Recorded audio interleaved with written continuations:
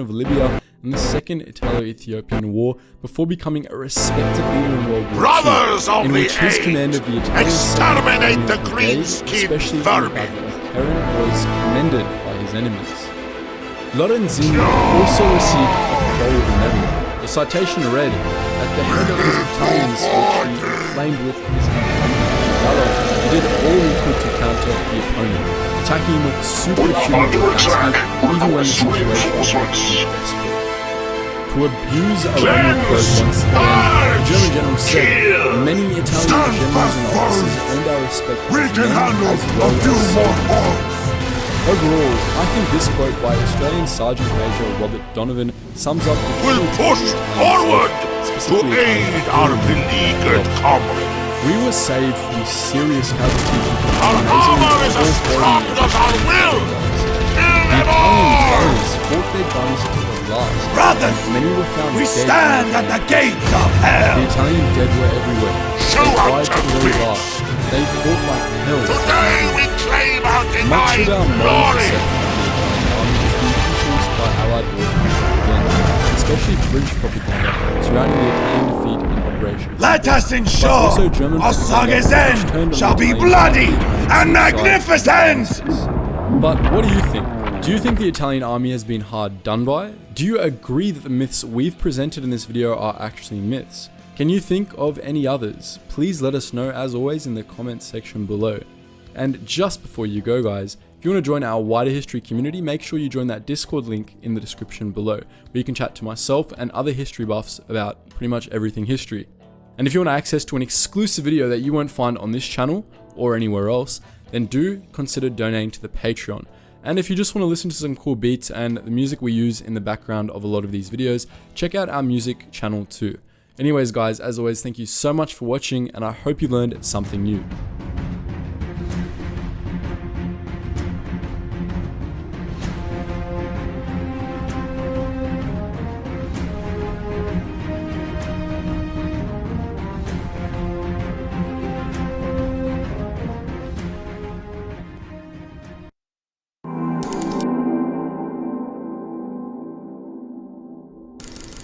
In the year 1812, a young United States of America declared war on the British Empire and launched a full-scale invasion of Canada. No one expected the poorly defended British colony to hold out against a much larger American foe, and yet it did.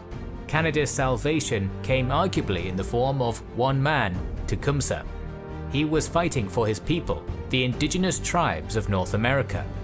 His alliance with the British was out of convenience alone, and his true goal was simple: to create a united native nation across the American frontier and retake the land that had been lost. Welcome to our video on the life of Tecumseh. Shout out to the Ridge Wallet for HSIANG-CHUN here, and today we'll be doing another Legendary Lord power comparison, this time covering the Wood Elves. HSIANG-CHUN here, and today we'll be doing another Legendary Lord power comparison, this time covering the Wood Elves. I'm pretty sure you guys are familiar with the format by now. We're going to be judging them based on 3 criteria: battle power, command power, and faction power. Let's jump in now to number 4. Taking the number 4 spot is going to Goat Mel Gibson, also known as Orion. But before I go into his evaluation, I want to preface this by saying that I think he and Telson have been absolutely shafted by the Wood Elf update. Neither himself nor his faction have received any bonuses of any tangible value in this update, so I think it's really unfortunate that he's being left behind so much. He is definitely one of the worst legendary lords in the game coming up with this update. Anyway, let's evaluate his battle power. I'm going to give him an 8 out of 10. He's a fairly versatile fighter in that he's a decent melee combatant, he's got a decent missile weapon, and he's got a couple of okay bound spells. So it's good to have bound spells that don't use up any of your Winds of Magics, that way other wizards can do their spells without, you being affected. He's essentially borrowed the Lord of Metal, which is the Searing Doom and Gehenna's Golden Hounds, both of which decent spells. Up to 3 times in every battle, which, that's okay. But overall, I think 8 out of 10, because he's not amazing at anything, but he's okay at everything, not warranting any higher than an 8. Anyway, let's move on to his command power. So I'm going to give him a 5 out of 10. He really doesn't do much at all to boost his army. If we have a look at what little he does have, most of it lies within his trait here, King in the Woods, giving his Wild Riders 20% weapon strength and a charge bonus of 8. Now, that's okay. That's an okay buff on a pretty terrible unit. Wild Riders in general, they're like fast, but they're super squishy. There are so much better units in the Wood Elf roster at both the low tier and the high tier that if you were going to get Wild Riders, it really just comes down to having a bit of flavor in your armies, not because they're actually good. You just don't need them. And the fact that he pretty much only buffs them is a bit of a letdown. Now, he does have an interesting other ability. This is new, in that he can actually spot any unit hiding in a forest, anywhere on the map. Now, in theory, this sounds awesome. The AI is just not going to be able to hide. But in practice, the thing is that the AI doesn't really ever try to hide in the first place. There are very few times that the AI doesn't deploy out in the middle of the field, even when they're the defender. Basically, if you want to find an enemy that hides in the forest, you have to go to Lustria and fight the Skaven. They're the only ones that I see consistently hiding in the forests, because there's lots of forests in Lustria. Even if fighting in Athaloran, I very rarely see the AI, even the Beastmen, ever try to hide in the forest. So that's a bit unfortunate. I don't believe that he can spot stalking units. He can only spot units that are specifically hiding in the forest. So it's not like he can just see everything. But I think in theory it seems good. Just in practice, I just don't think you're going to make a lot of use out of that. That's all. But it is cool in there. That's for sure. But I'm not going to warrant points based on it's cool, but doesn't really do much. Anyway, moving on to his faction power, he's going to score another 5 out of 10, because he just doesn't do a whole lot. If we have a look at what he does do, provides 5% all armies faction wide, which, that's a pretty decent buff. The Wood Elves do have some of the best archers in the game at the tier 1 and at the tier 4 end of the spectrum, so this is something that will benefit him right from the start of the campaign, so that's not too bad. So that's really his intrinsic value. Now, he does have one other buff, but I don't think it's super valuable. He can reduce the construction costs of military recruitment buildings and construction time of those buildings as well, all provinces. That's okay, they'll save you a couple of bucks here and there, but the tangible benefits of that is pretty good. Have to rebuild them, because there's only so many Wood Elf settlements in the game, and by the time you get this, that is, you probably have already built a lot of those military buildings anyway. So the value is just, it's okay, but it's just not really there in my opinion. So overall, Orion is going to get a 6 out of 10. I just think that he's just left behind. It's not a very good score for essentially a demigod, and it's kind of a shame that he didn't receive a more potent, unique skill tree, and we're probably not going to see any updates with him for several years, so you're just going to have to stay being a piece of crap for a little while, Orion. That's just the way it is. Anyway, let's move on now to number 3. Taking the number 3 spot goes to Drycha. Now, I think Drycha is a really interesting legendary lord, but she is an absolute pain in the ass to evaluate, because she's such a tricky character to sort of pinpoint where her strengths and weaknesses are. She has got a very weird situation, being part of the So if you play as Drycha, you can confederate Dirthu, but you can't confederate Orion, and you can't confederate Sisters of Twilight. But if you play as the Sisters of Twilight, Dirthu, or Orion, you can confederate Drycha. So playing as Drycha, you can't get the full Wood Elf roster, basically. So, another thing is that she is attached to her. But the tricky thing about her is that if the AI is playing as Drycha, and you want to confederate her, and she is above rank 5, she may not have Coadil attached. Now, her item is intrinsically attached to Coadil. You basically get them both at the same time. So if she gets the item but not Coadil, and you confederate her, you'll never get Coadil, at least in theory. But confederating her before she hits rank 5, that's just not going to happen. It's too difficult to do that. You'd have to be extremely lucky or very great for her. Which is very difficult to do. So it's since that's part of essentially her strength rating, it makes it tricky to I think that's intrinsically part of her character. Anyway, let's go down from and start this evaluation from top down. Talking about her battle power, she's going to get a 9 out of 10. So as a spellcaster, that's a fairly low ranking for it, and that's purely because she is a good spellcaster. She's got some abilities that will reduce the Winds of Magic cost for some of her spells, but she is a Law of Shadow caster, and Law of Shadows is not the best for Wood Elves, at least in this patch. In my opinion, Law of Life is by far the best Law of Magic for the Wood Elves.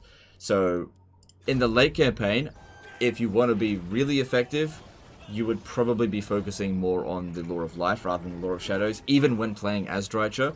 But in the early game, her spellcasting is essential because you have to deal with huge mobs of vampires, essentially. So Penumbral Pendulum and Pin of Shades can be very useful there. In terms of her melee ability, she's not great. I mean, she's essentially just a Branch Wraith that's maybe just a little bit stronger than normal. That's about it. Definitely not one of the strongest characters in the game. Now, in terms of her command ability, she's going to get an 8 out of 10. She's got some really cool abilities here as well. Like I said, she's a really tricky Legendary Lord to evaluate. So, in her trait, Briar Maven of Woe, she's got an ability called Rouse to Wrath. Now, this ability here will grant you 2 casts of a summon of Dryads that will decay over time. But through her skill tree, you'll eventually get Nature's Vengeance, which will take away the problem of them decaying. So you can just summon them and they just won't decay. It's just 2 free units of Dryads. And then at the end here, Mantra of the Fallen, you can summon 3 units of Dryads anywhere on the battlefield and they'll never decay. Hold so the line, brothers! Really cool ability. And that basically sums up her command power. In terms of like the units that she boosts, it's mostly just Dryads, which you'll phase them out pretty early on. Like, her Dryads are okay, but you'll probably phase them out for better units down the track, so she's not going to gain too many points on that. But still, her ability, just her general abilities in here are just really tricksy, and Now, in terms of her faction power, now this is where I really struggle to evaluate her. I'm going to give her a 6 out of 10, because she doesn't really provide anything for the faction, but it really does come down to Coadil. It's possible in theory to get Coadil, but it's so difficult to do it that I think that most people are just not going to do it. Unless something changes with her, I just don't think it's going to happen. And if you don't get Coadil, then she's just not really providing anything extra. So she's only going to get a 6 out of 10. So overall, Drycha is going to score a 7.6. Like I said, she's a very difficult Legendary Lord to evaluate properly. I think her strength rating could essentially be 7.6 out of 10, plus or minus 2, basically. It really just depends if you get Coadil. So if in your campaign you manage to get Coadil, awesome, you got like a 9 out of 10 Legendary Lord. But if you don't, then I don't know, it's like maybe 7 out of 10. I don't know, because it's really tricky. I would need to play many more campaigns to see all the random things that could occur, because in one of my campaigns, basically, I was trying to confederate Drycha, and then I realized that she was like rank 15, but she didn't have Coadil, so I just waited for ages for her to get Coadil, and he never showed up. And so I was like, well, what am I waiting for? I might as well just get her, and I didn't get Coadil, and that was a little bit upsetting. Anyway, that's her. I like her as a character. She's going to be a very tricky person to deal with. Anyway, let's now move on to number 2. Taking the number 2 spot is going to Dirthu. Now, unlike Orion, I think that Dirthu did actually receive a few extra gems from the Wood Elf update, so he didn't get completely shafted. Talking about his battle power, he's going to score a 10 out of 10. Now, it's not because he's a spellcaster, because he does the Law of Beasts, and Law of Beasts is possibly the worst Law of Magic in the game, but because he's just a monstrously strong melee fighter. One of the big downsides to him, though, is that he does cause magic attack, which means characters such as Luther Harkon, pretty much just Luther Harkon, Hold the are more or line, less brothers! immune to him. But just about everybody else he can beat pretty easily. He's extremely strong. On top of that, his Sword of Death has a really powerful ability called Sword of Death, and it's really good at cracking through enemy fortifications. When you break through the gate, you send Dirthu in. When the enemy infantry clump up at the gate, you pop this down, and it kills hundreds of them. It's really useful. Kills huge blobs of infantry with ease. Very strong ability. And then on top of that, he also has the Lamentation of Despairs, which is a pretty decent ability that doesn't cost Winds of Magic, and can be used once every 90 seconds. It's pretty easy to use, as long as you're not stuck behind something, and it just causes a bit of extra damage. So overall, 10 out of 10 for Dirthu, because he's just super strong. In terms of his command abilities, he's also going to get a 10 out of 10. And this is where I think the update is really giving him a bit of a boost, because Way Watchers have sort of gone down on my priority list, and Treemen have gone up, because Treemen have always been very good, even before the update. But right now, with the update, as long as you get the DLC, the Wood Elves are able to generate more winds of magic than ever, because they've got lords that have the knowledgeable ability. So over the course of a campaign, if you want to do it that way, you could have huge pools of magic. And one of the things that makes Treemen so good is if you attach a life wizard to them, they can be healed like rapidly. And because there's a lot more in the tech tree now to give them a lot of resistances, the Treemen are more resilient to damage than ever and can be regenerated quite easily without consuming all of the damage. And Dirthu boosts Treemen like crazy. So Dirthu can reduce the upkeep cost by 30% for Forest Spirit units. That includes Dryads, Treekin, and Treemen. He also increases their charge bonus, but I don't think that's a valuable trait for a Treeman that moves at such a slow speed. But reducing their upkeep cost as the Wood Elves now is more important than ever, because the Wood Elves make less money than they did before. In order to sustain multiple armies as the Wood Elves, you need to reduce upkeep cost. Because the skill line has, and so as most of the other lords, have been updated to reduce upkeep cost, it's possible for Dirthu to have incredibly cheap Treeman units, which are actually a doomstack in on itself. As long as he has a Law of Life wizard attached, it's all good. And in addition to that, he's got some nifty little bonuses.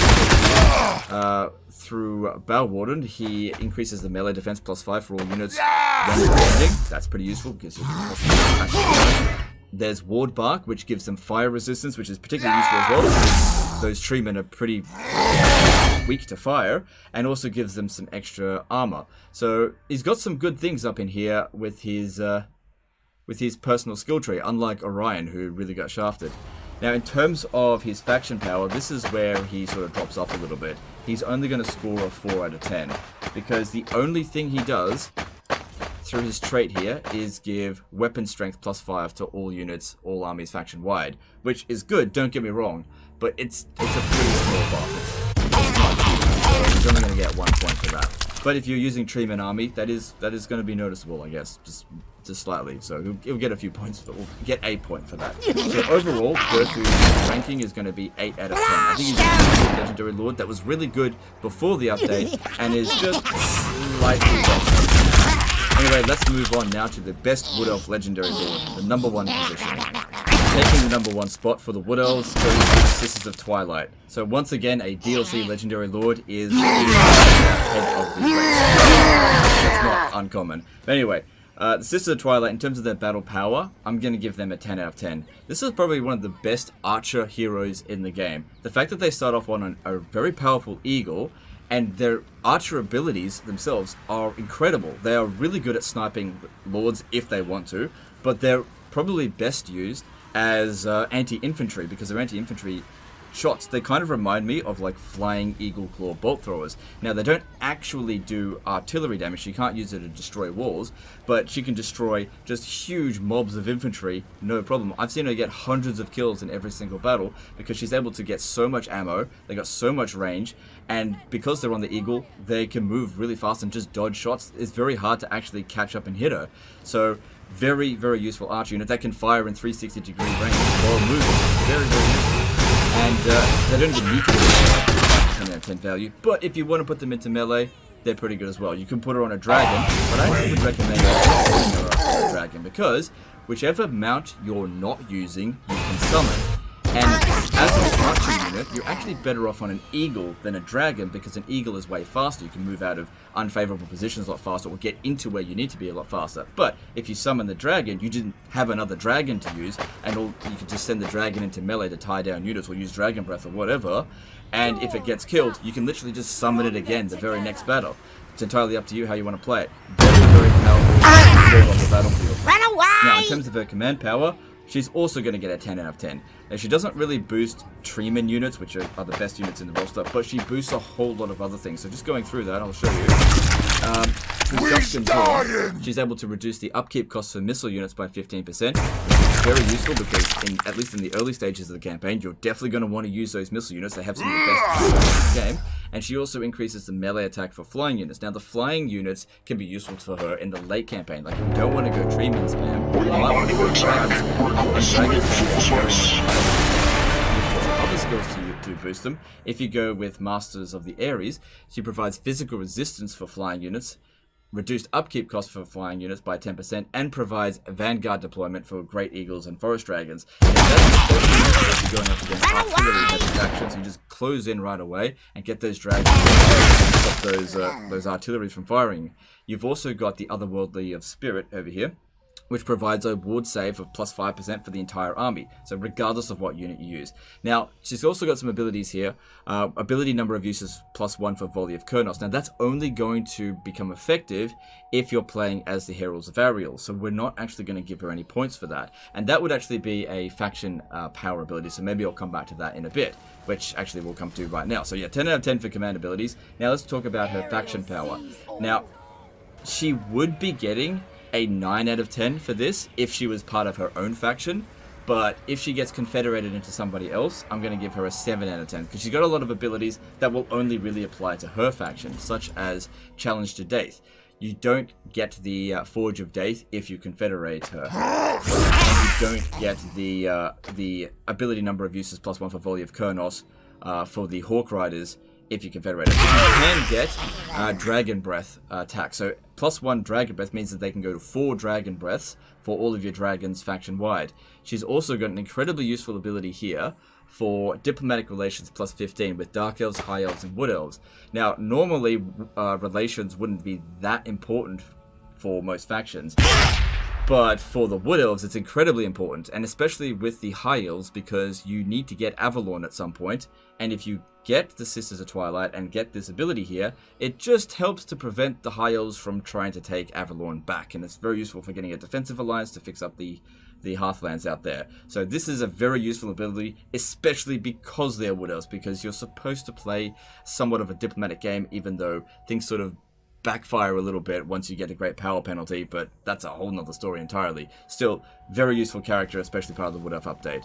And that's her rating. So overall, she's going to get a 9 out of 10, which is an extremely strong score. But again, if she was part of her own faction, it would actually be a 9.6. I don't think it quite warranted a 10 out of 10. She was almost there.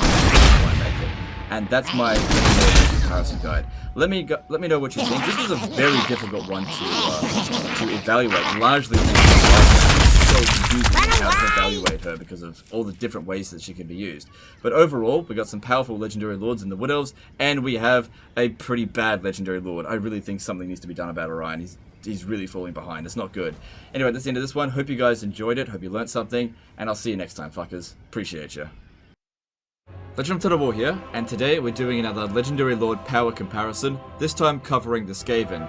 This is where we take a Legendary Lord, not their faction, and apply 3 different criteria and judge them on combat. How strong they are personally in battle, how strong they are in commanding their forces in battle, and the value that they provide to the faction as a whole, the faction-wide bonuses. So, a score out of 10 determining those 3 qualities, a 3 being sort of the base mark for where they provide nothing, and then 2 would be a negative, like they actually hurt the faction in some way. So with that, let's get in and talk about the number 6 spot, which I'm pretty sure you guys can guess. Coming in at number 6, I don't think anyone's surprised by seeing TRETCH Craventail here. TRETCH is possibly the worst legendary lord in the game, period. I don't think I've given anybody anywhere close to as low score as what TRETCH has scored here. He's actually made sucking sort of an art form. He is really good at being bad. So let's go through and assess what his problems are. So in terms of battle power, I'm giving him a 5 out of 10, which I think is the lowest score I've ever given any legendary lord. I'm usually pretty generous with battle power because it's pretty easy for legendary lords to be valuable on the battlefield. But the thing is with TRETCH is that he's not. He's a melee lord, but he's not very good in melee. He has no spellcasting ability. The only thing that's really his saving grace is that he has regeneration. Now, the funny thing about TRETCH is that the game sort of realizes that he's so bad that most of his abilities will only ever activate when he's actually losing anyway. So, for example, if we have a look at the Lucky Skull Helm, This only activates when he's losing in melee, where he gets a 33% damage resistance, which is pretty good. But the thing is, if that turns the tide of the fight and he starts winning the fight, he loses it. In which case, you know, it doesn't really help him to win the fight that much. The only thing I could really see is hold the enemy back. He does have a very high melee defense, and with the damage resistance, it would help him to just hold the enemy back while the units did damage, such as rattling guns, Jezzails, artillery, that kind of stuff, if you want to do it that way. He would actually be fairly decent doing that, but I'm not going to award him that many points for it, which is why he didn't get like a 3 out of a 10. The next thing we're going to assess him on is the command power, in which case I'm going to give him another 5 out of 10. TRETCH does not boost his army by very much. He boosts pretty mediocre units, like he boosts Clan Rats and Storm Vermin, which makes sense because he's in Clan Rictus and that's sort of their MO.